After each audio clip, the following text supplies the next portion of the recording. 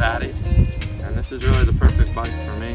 Well, the previous bike I was on was a 29er, and the one before that a 26, and this is kind of like a good mix in the middle for me. So a little rundown of the bike, starting from the top.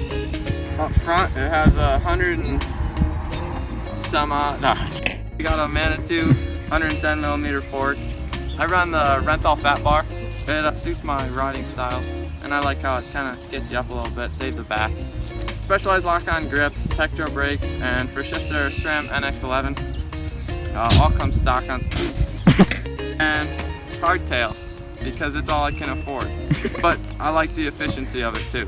So, moving on, we've got a cracked specialized bottle cage and some flat pedals, because I get loose and flat pedals allow me to get loose.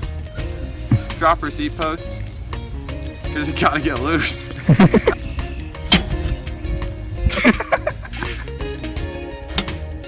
I run a dropper seat post because I like to hit drops.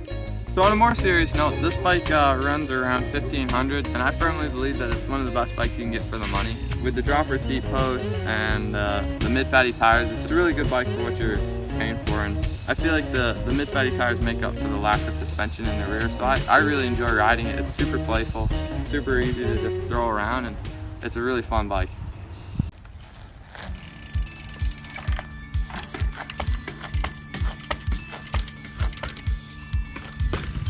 Yeah!